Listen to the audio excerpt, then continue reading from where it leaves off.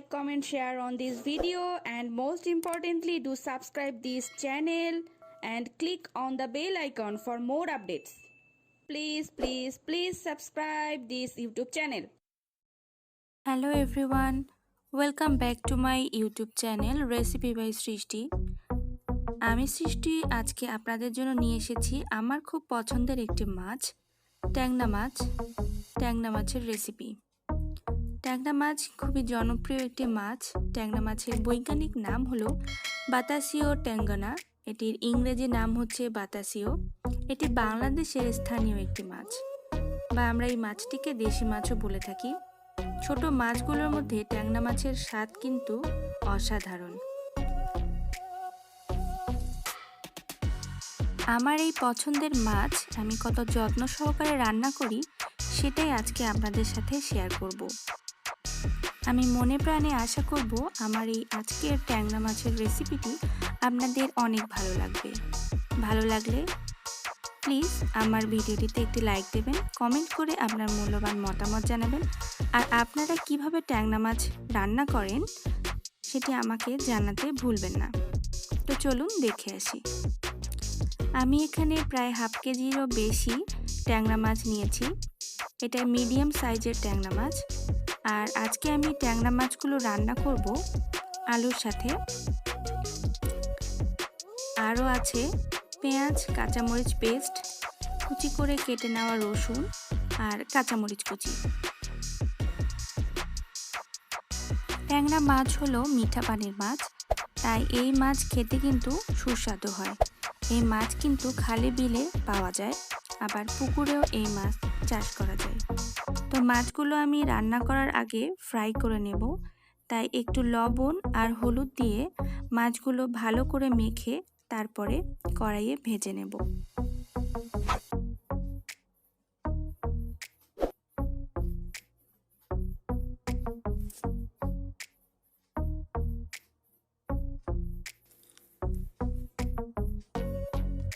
একটা কড়াইয়ে তেল নিয়ে নিচ্ছি মাছ ভাজার জন্য।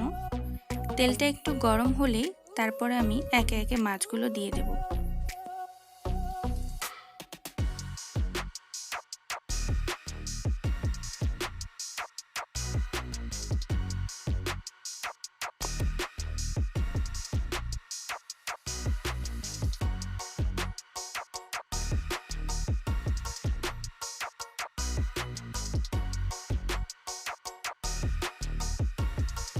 ট্যাংরা মাছগুলোকে খুব ভালো করে ভেজে নেব। এই মাছে কিন্তু কোনো আইস থাকে না, তবে একটু দাগ থাকে।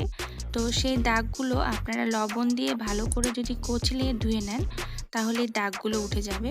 তবে এই মাছ খুব পিচ্ছিল হয়ে থাকে।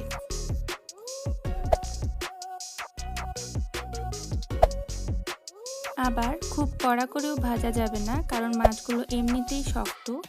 আমি বেশ মিডিয়ামভাবেই মাছগুলোকে ভেজে নিয়েছি। এবার মাছগুলোকে তুলে নেব।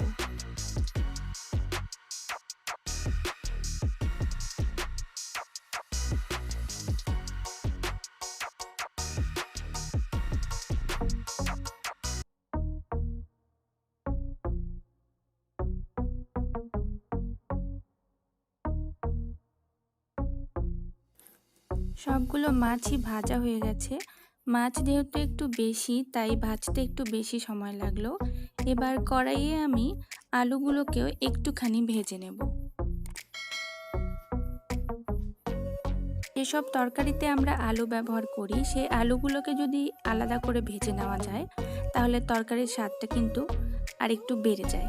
একটুখানি হলুদ দিয়ে আমি আলুগুলোকে ভেজে নিচ্ছি।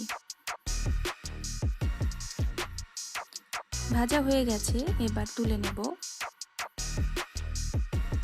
তারপরে এই একই কড়াইয়ে আবার একটু তেল দিয়ে ট্যাংরা মাছের রান্না শুরু করে দেব। ফোড়ন হিসেবে দিয়ে দেব তেজপাতা, 2টা তেজপাতা দিয়েছি, আর কেটে রাখা কাঁচামরিচ কুচি আর রসুন কুচি।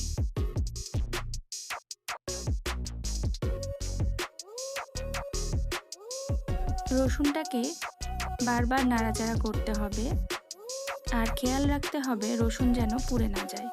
এবার দিয়ে দেব আমি একটু গোটা জিরা। হালকা হালকা ব্রাউন কালার আসলেই এর মধ্যে দিয়ে দিতে হবে মশলা। আমি কাঁচামরিচ আর পেঁয়াজ পেস্ট করে রেখেছি, সেই কাঁচামরিচ আর পেঁয়াজ এবার আমি তেলের মধ্যে দিয়ে দেব।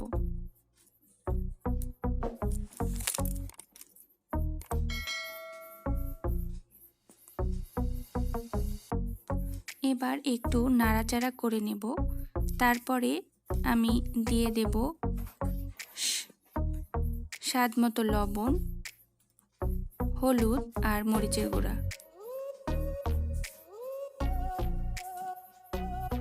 এবার একটুখানি জল দিয়ে মশলাটিকে ভালো করে ফুটিয়ে নেব। তারপরে দিয়ে দেব ভেজে রাখা আলুগুলো।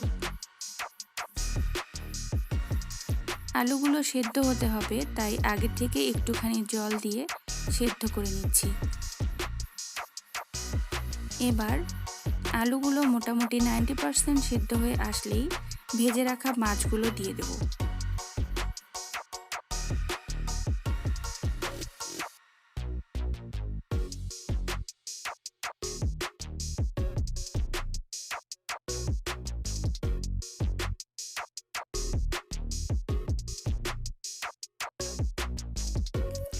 সবগুলো মাছ আমি দিয়ে দিলাম। এবার ভালো করে নাড়াচাড়া করে কিছুক্ষণের জন্য আমি ঢেকে দেব।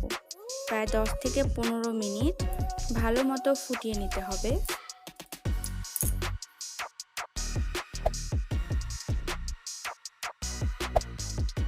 এবার ঢাকনা তুলে নেব আর ঝোলের জন্য জল অ্যাড করে দেব। যেহেতু মাছের সংখ্যা বেশি বা আলু আছে, তাই একটু ঝোল ঝোল ভাব রাখতে হবে, তাই আমি একটু বেশি পরিমাণেই জল দিয়ে দিলাম। এবার ফুটে আসলেই আমার রেসিপিটি কমপ্লিট হয়ে যাবে। এরকম ঝোল আমি রাখবো, তাই আর বেশি বাড়াচ্ছি না। আমি এখন গ্যাসটা অফ করে দেব।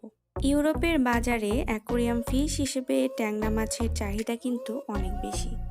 তো ভিউয়ার্স, আজকে আমার ট্যাংরা মাছের রেসিপিটি আপনাদের কাছে কেমন লাগছে সেটা কিন্তু আমাকে কমেন্টের মাধ্যমে অবশ্যই জানাবেন। আমার ভিডিওটিতে একটি লাইক দিবেন, আপনাদের মতামত আমাদেরকে জানাবেন, আর ভিডিওটি বেশি বেশি করে শেয়ার করে দিন।